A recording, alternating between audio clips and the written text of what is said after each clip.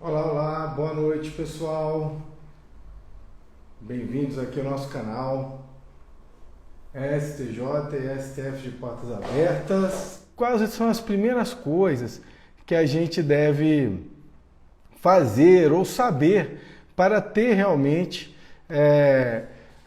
uma atuação de sucesso, né? Que te traga bons resultados quando você vai atuar, quando você vai tentar levar os seus casos, aí, suas causas aos tribunais superiores. Porque o que a gente vê, não é o que a gente vê no dia a dia. E o que incomoda a gente? Olha só, o que eu acho, que eu vejo, eu me senti um pouco assim hoje. Hoje não, nesse fim de semana, e eu vou contar para vocês por quê. Não é? Quem acompanha aqui no canal sabe que eu adoro jogar tênis, né? Que eu sou razoavelmente um tenista assim, que não faz muito feio dentro da quadra, né? Conheço todos os golpes assim do esporte, né? As táticas, o jeito de jogar, tenho todos os golpes aí bem alinhados, né? Inclusive até alguns mais difíceis, porque já pratico o esporte há mais de 2 décadas regularmente. E o que aconteceu, gente? Eu fui, né? Resolvi jogar, convidado lá, né? Pelos meus amigos, e fomos jogar o beach tênis. E o que acontece? Mesmo eu sendo um bom tenista, e às vezes até sendo temido pelos meus amigos ali nas quadras do beach tênis, eu não consegui ganhar nenhuma partida. Não consegui ganhar. Não é? E por que eu não consegui ganhar, gente? Por mais que eu seja um bom tenista, quando eu vou para o beach tênis e jogo com pessoas que nunca jogaram tênis, mas que estão praticando beach tênis já há 1, 2 anos, a gente acaba perdendo nos detalhes. Não é? Então, assim, a bolinha é diferente, o peso da bola é diferente, a altura da rede é diferente, a altura em que você tem que segurar as raquetes é diferente, o jeito de segurar as principais jogadas são diferentes. Então, o que eu estou querendo, não é? Falar com vocês e fazer o comparativo aqui disso, né? De quando, por que eu estou falando isso aqui no canal? Gente, porque é atuação nos tribunais superiores é basicamente isso. Você, quando sai das instâncias ordinárias e vai levar os seus processos para os tribunais superiores, você vai estar jogando um outro esporte. Um outro esporte. Não é? Aonde que eu perdi os meus jogos no fim de semana? Eu não perdi de 6-0, não é? no set. Perdi de 6-4, 7-5, 6-3. Não é? Mas perdi o quê? No detalhe. Não é? Aquele ponto importante não conseguia ganhar. O que eu tirei de lição e que eu pensei em trazer aqui hoje para vocês? Quando a gente vai para os tribunais superiores, não é? Com os nossos processos, a gente muda de esporte.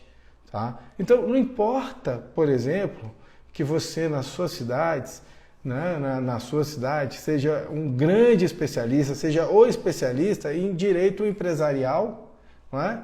Se você não sabe como levar a tua causa, caso precise, por recurso especial extraordinário, para o STJ ou para o STF.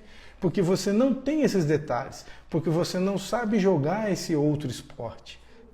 Quando eu falo para vocês assim, nossa, esses detalhes, né, por exemplo, do peso da bolinha, né, do beach tênis para o tênis, que me ajudou a ganhar no beach tênis, me fez perdi um detalhe. O peso da bolinha no beach tênis por exemplo, cara, o que é o pré-questionamento ou quando que eu devo pré-questionar? Como que eu demonstro isso na minha petição? Entendeu? Como é que eu faço a demonstração do pré-questionamento na minha petição? Porque não adianta eu vir, né, o que eu vejo muita gente fazer, não é? Que a gente tem falado aqui rotineiramente. Não adianta o advogado vir na petição e dar uma aula, né, trazer doutrina, citar um monte de jurisprudência falando de pré-questionamento, se ele não comprova na petição dele, não é? Indicando onde é que está o pré-questionamento no caso dele no processo, o que parte do acórdão em que foi discutida a sua questão jurídica. Basta fazer isso. Não é? E a grande maioria não faz isso. E aí o que acontece? Não faz, acaba, né, não tendo sucesso na atuação nos tribunais superiores, né? Por exemplo, às vezes cai por conta aí do pré-questionamento e acha que o problema é dos tribunais e não dele ou dela. Não é? Então, isso é muito importante, a gente tem que saber onde que a gente está errando. Não é? Então, o que eu fiz? perdi lá no beach tênis dos meus amigos que não jogam tênis, que se entrarem na quadra de tênis comigo não vão ver a bola. O que eu vou fazer? E eles estão falando para mim, vem treinar, pelo menos uma vez por semana, vem aprender a malícia desse esporte, vem aprender os detalhes desse esporte, né? Que isso vai fazer toda a diferença.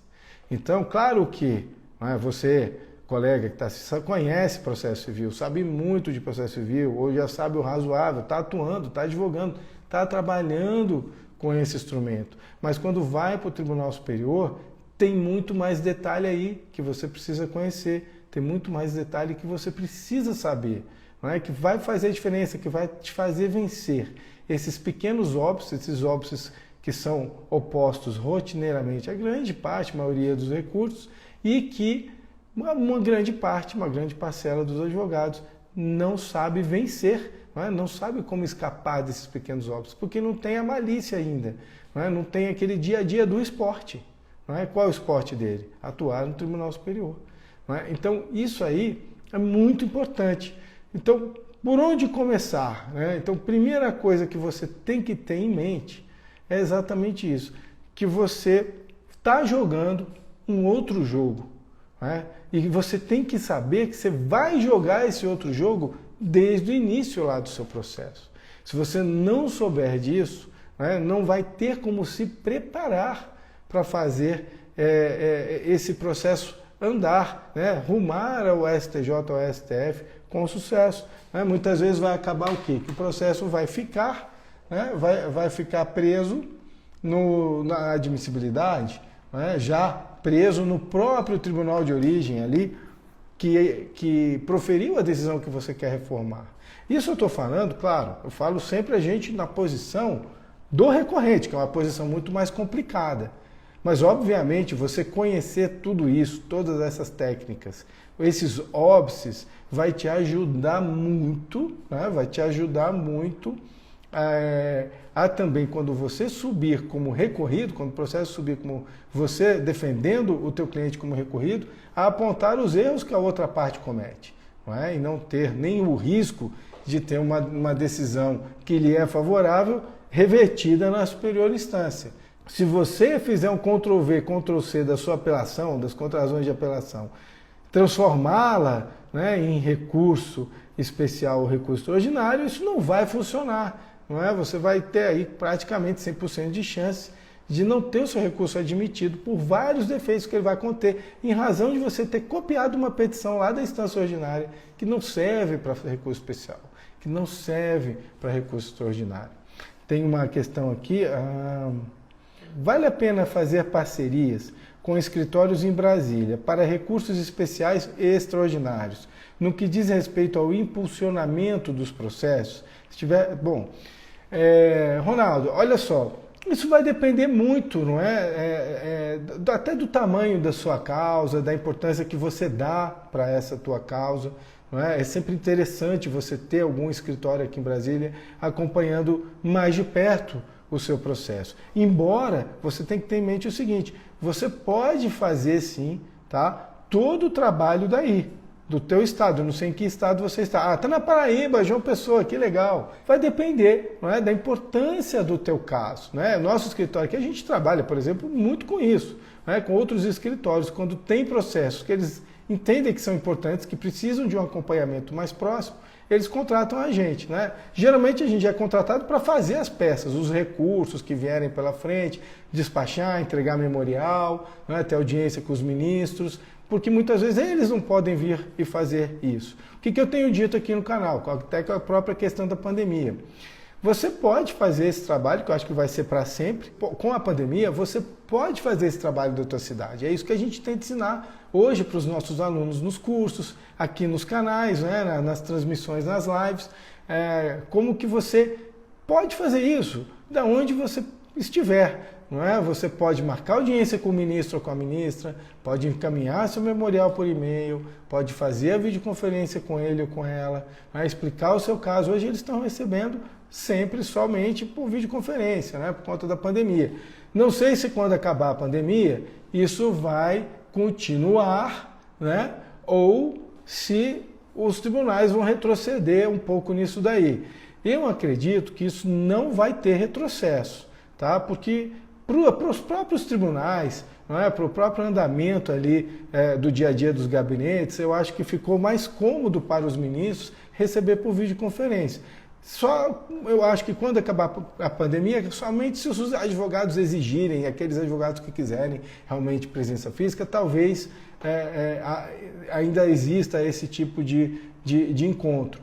Mas ainda, eu penso que essa possibilidade de você fazer as audiências por videoconferência sempre vai existir. Já existia antes, já tinha ministro, por exemplo, que só fazia audiência por videoconferência. Antes da pandemia, a ministra Nancy Andrighi estava fazendo isso.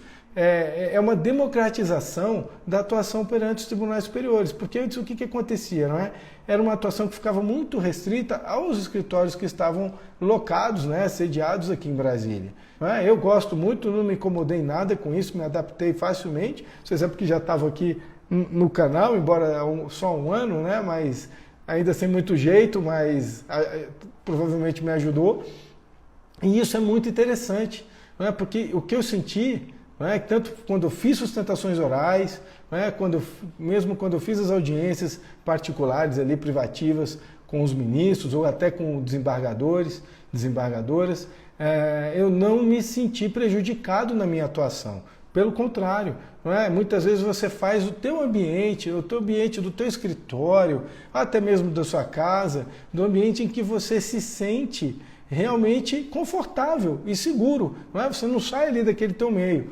Então isso é muito interessante, eu gostei desse sistema e acho que realmente veio para ficar. E aí o que importa? É você saber o que vai fazer, como tocar o teu processo dessa distância, manter sempre o contato com o gabinete, com os chefes de gabinete, marcando as audiências pelos mecanismos e instrumentos em que o gabinete te entrega. Muitas vezes aqui em Brasília é feito, na maioria das vezes, é sempre por e-mail, você manda o e-mail e pede ali para que o gabinete te retorne com a data da audiência, tudo, eles te retornam com tudo.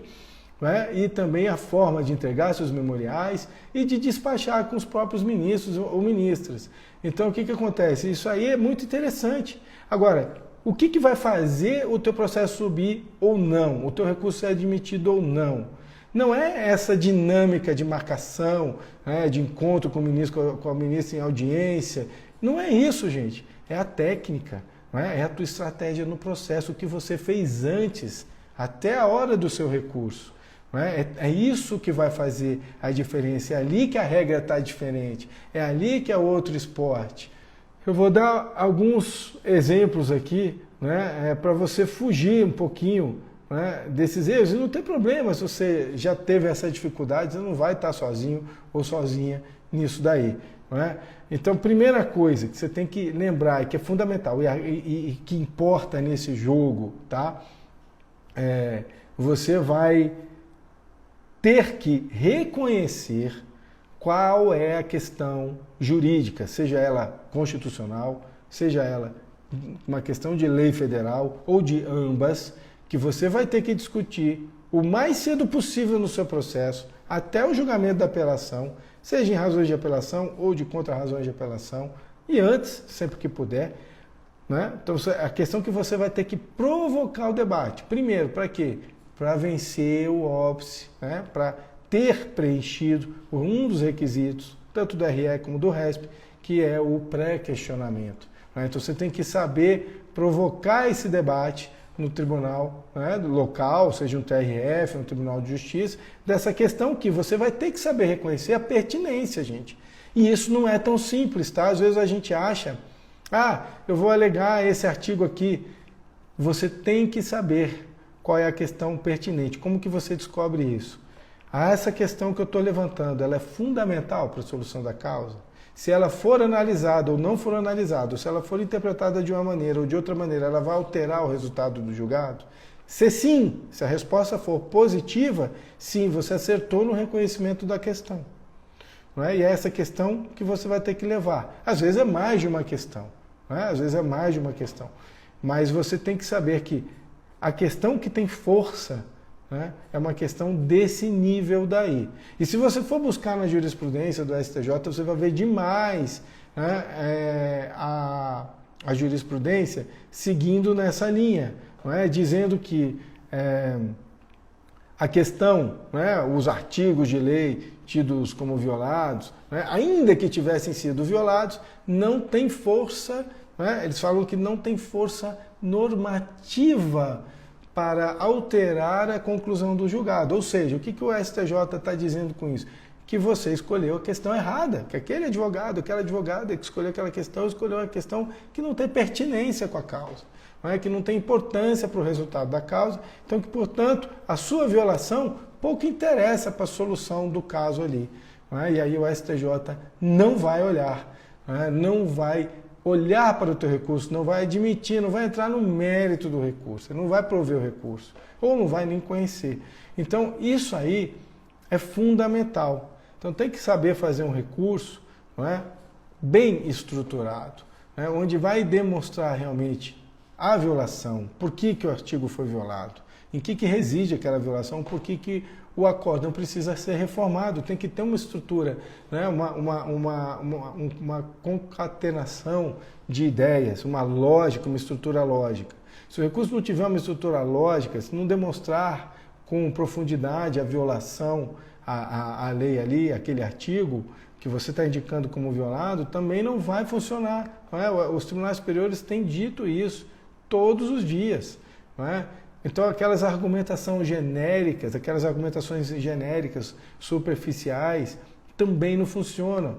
Então, por exemplo, vou dar uma dica aqui, gente, cuidado com o artigo 1022 do CPC. Cuidado para não deixar, né, para não trazer o que eu vejo hoje, não é? Atualmente, é uma, como é que a gente diz assim, banalização da violação do 1022. Todo mundo quer colocar a violação ao 1022 no seu recurso especial. Se não tem mesmo essa violação ao 1022, né, se ela não está muito clara, você não vai conseguir ter a violação reconhecida pelo STJ. Então você tem que tomar muito cuidado com isso, porque isso às vezes até impede o teu recurso subsequente, se o teu RESP, por exemplo, ficar trancado na instância ordinária, pela presidência ou vice-presidência ali do tribunal. E uma das alegações foi o 1022, e você alega como violado. Por alegar, e acaba que o presidente vem no despacho e fala que não há violação, você vai subir, o teu agravo com um argumento muito fraco, nessa parte aí, pode te prejudicar. Então tem que tomar cuidado com esses detalhes aí, tá bom, pessoal? Então fiquem muito espertos com isso. Então uma coisa que eu queria falar também aqui, por exemplo,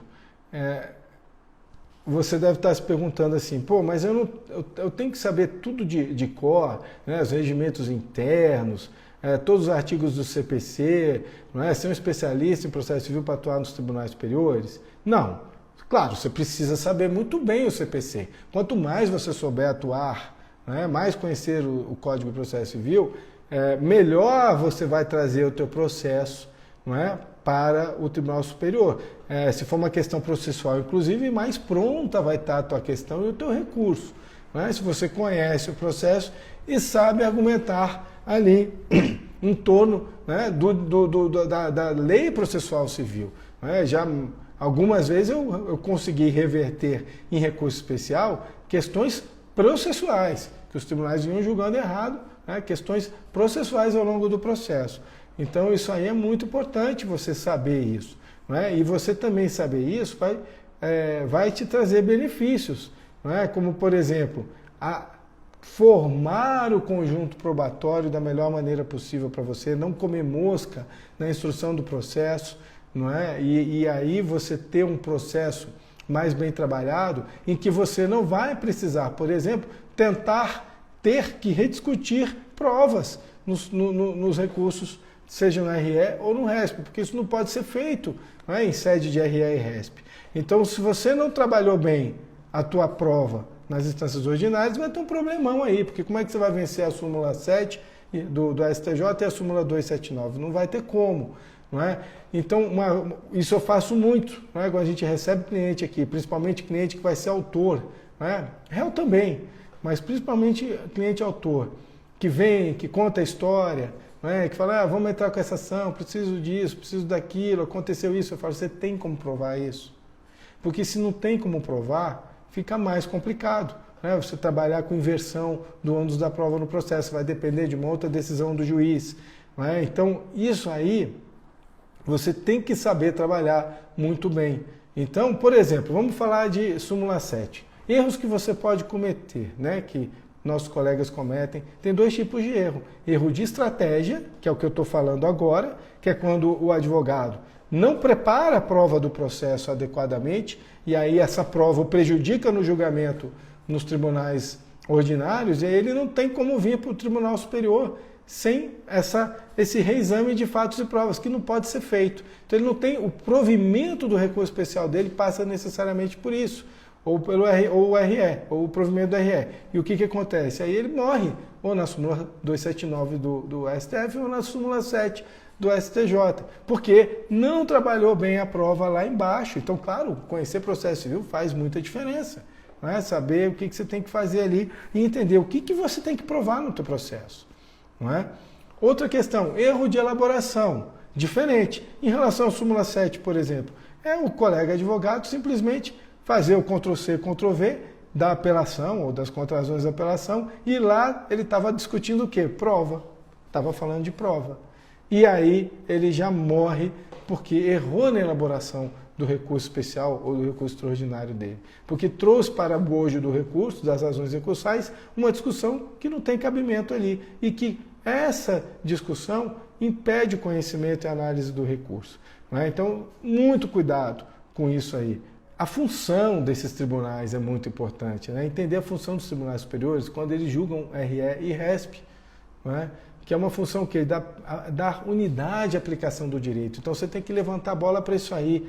Não é na injustiça ou justiça do caso concreto. Você tem que levantar o quê? A lei está sendo agredida, seja uma lei constitucional, Constituição, não é? No caso do RE, ou uma lei federal. Não é? Então isso aí é muito importante você ter em mente, que essa é a função. Porque o teu caso é um meio para atingir qual fim? A defesa da unidade da aplicação do direito federal e da interpretação da Constituição. Aquele recurso, como é que você vai construir aquele recurso? Eu não estou falando do RESP e do RE ainda. Muitas vezes do agravo de instrumento, de uns embargos de declaração. Quantos embargos de declaração a gente vê no dia a dia que são apenas recursos com inconformismos em relação à decisão e não recursos que apontam os vícios da decisão. Muitas vezes esses vícios não existem. Você está apenas fazendo os embargos para rediscutir a causa, não servem para isso. Não é? E claro, não é? A gente tem que conhecer aí as principais súmulas, não é? que são usadas no dia a dia como óbices à admissão dos recursos especiais extraordinários. Então, por exemplo, direito local, que não pode ser discutido, a súmula 280, você tem que saber como evitar essa súmula nos seus recursos, não é? A súmula 279 e súmula 7, que fala o quê? Da impossibilidade de reexame de provas. A súmula 5 do STJ, não é? Que fala também da impossibilidade de interpretação de cláusulas contratuais. Isso não quer dizer que você, se tiver uma questão contratual, não vai poder fazer um RESP para o STJ. Vai, desde que você faça o cotejo entre a cláusula, determinada cláusula, e a lei. O contrato desrespeita a lei. A lei tem uma... Não é? E quando ele não pode desrespeitar a lei. É diferente. Então, tudo isso você tem que saber trabalhar com isso aí, não é? Para ter realmente uma possibilidade maior de sucesso na atuação dos tribunais superiores. Em relação à súmula 284, que é uma súmula do STF que é muito aplicada, que são as questões do próprio recurso, os cuidados que a gente tem que ter. Gente, se faltar uma letra ou tiver alguma coisa a mais no teu recurso, o recurso muitas vezes já não é conhecido. Então o que a gente vê, que eu vejo com a Mirella aqui semanalmente, não é? O colega que vem, ele vai fazer um RESP, aí ele pega o modelão de RESP dele, e que tinha a linha A e a linha C. A linha C é dissídio jurisprudencial. Só que nesse RESP, ele não ia fazer a linha C, ele só ia fazer pela linha A, não é? Só pela negativa de vigência ou de violação da lei federal. E ele deixa no cabeçalho a linha C. E aí, quando vem no corpo do recurso, não tem mais nada, não tem tópico de a linha C. E o que acontece? O ministro vai, bate o olho lá, ó, peraí, ó, deficiência recursal. Ele interpôs recurso também pela linha C, mas não desenvolveu o tópico. Então tem que tomar muito cuidado aí. Não é? Isso não acontece na apelação. Então não acontece no agravo de instrumento. Você não precisa nem indicar o dispositivo do CPC, né, que diz, que prevê que prevê o agravo de instrumento, a apelação. Já no recurso especial no extraordinário, você tem que indicar, né, quais os permissivos constitucionais, os dispositivos da Constituição, onde você tem que...